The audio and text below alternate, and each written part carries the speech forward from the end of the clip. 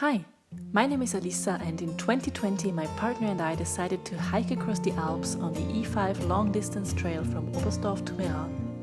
I documented our journey, and this is part 3.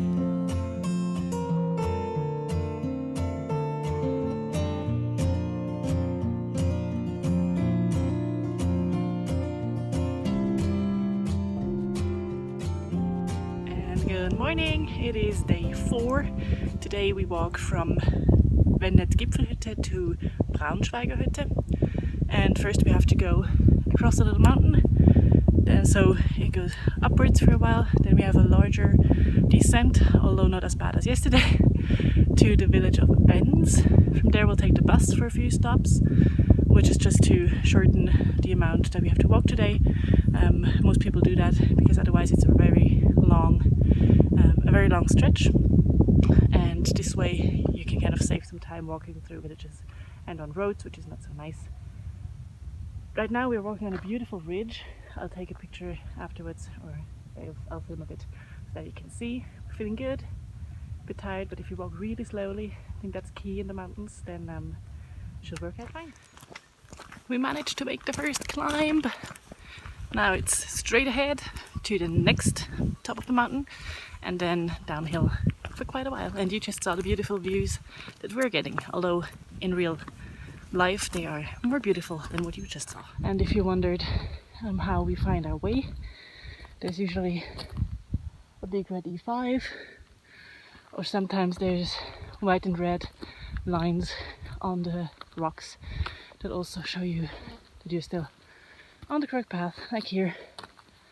And then every once in a while you'll come across yellow signs that tell you the distance to different villages or mountains, or whatever. So far we've only had to check our maps I think maybe twice, so it is very well marked, and you basically can't get lost so far, at least as long as you're not walking when there's a lot of snow.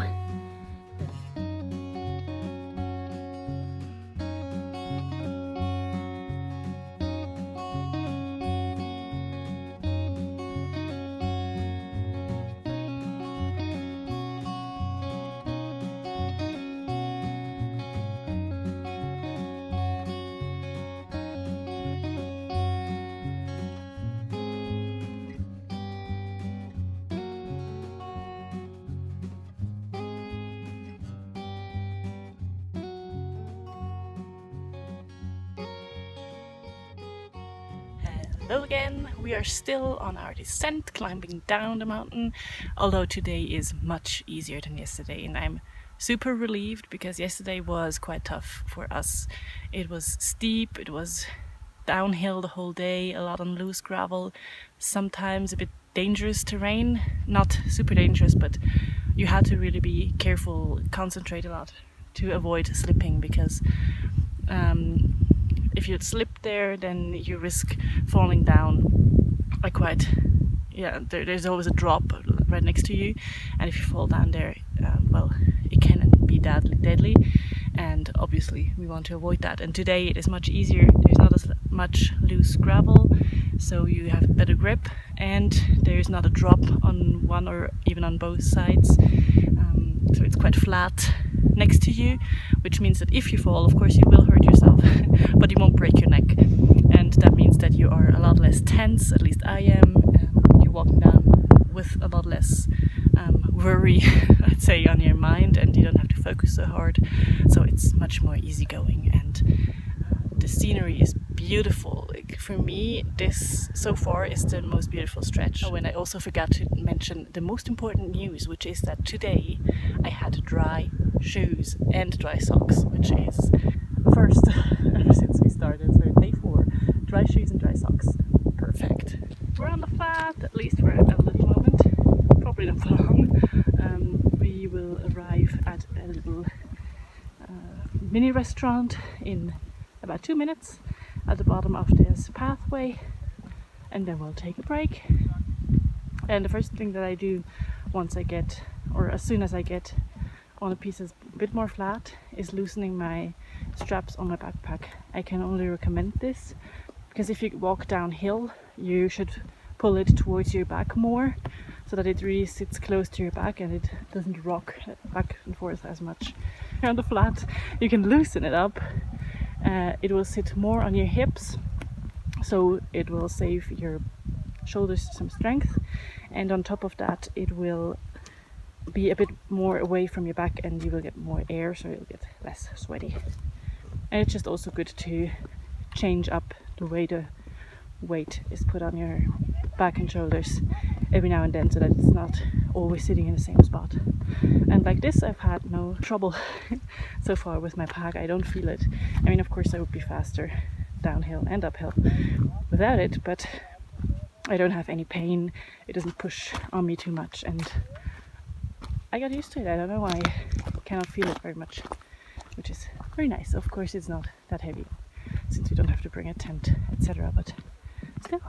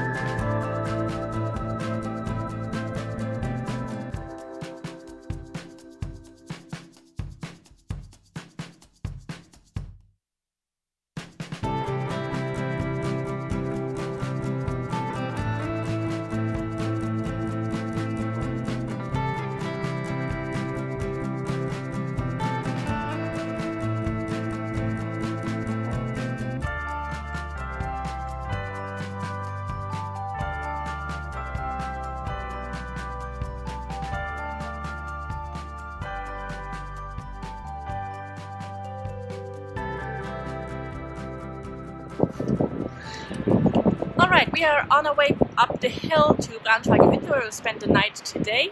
And as you can see, there's nothing on my back. Well, I have a little kind of foldable backpack with rain gear, although we won't need it, but you never know, and a jacket and something to drink. And the big backpack, like yesterday, we got to put it on a kind of wagon that gets pulled up to the house. And we are really glad because we had to climb on the rocks and it was a small narrow pathway, and we're glad that we didn't have the big backpacks on our backs for that. I did take some pictures, but I'm not sure if you'll be able to see well. I didn't film much because we're getting tired and we want to get up the hill. So now we are at a bigger path that is in wintertime. It is a ski path, that's why it is so large, but I'm afraid we will leave it soon to another narrow climb and then we'll hopefully arrive soon.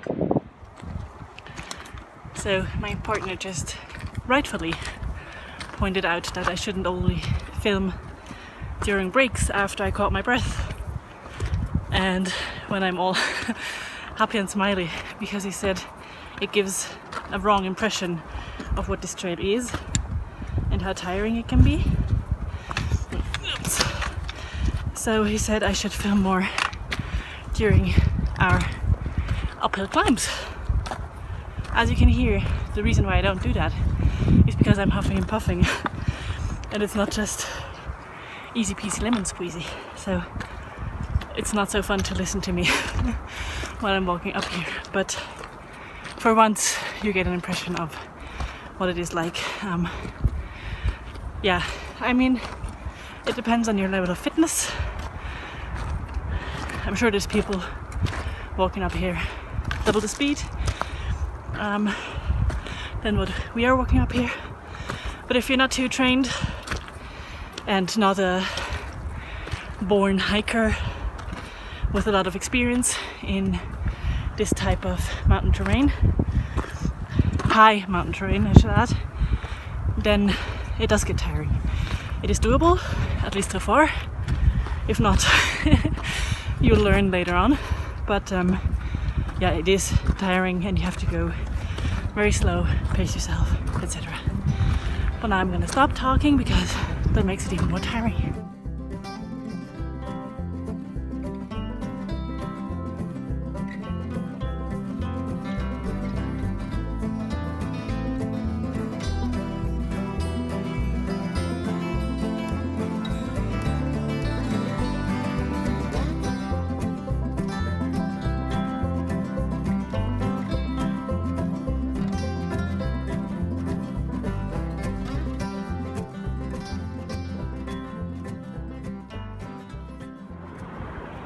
We just arrived at the glacier. It used to go down much further into the valley, but now with the climate warming up, it got way higher up, and you can see the water coming out of it right there in the tunnel. The absolutely best feeling is when you start to lose motivation and your energy is running low, and you finally see the mountain house almost there. And it's the highest, so the highest mountain house that we spend the night at on this tour. That's our bedroom for tonight. We share it with 2 other people. We don't know who they are yet. They already put their stuff here before we arrived. And those will be our 2 bunks. Those will get ready now, and then we'll take a shower, a cold one.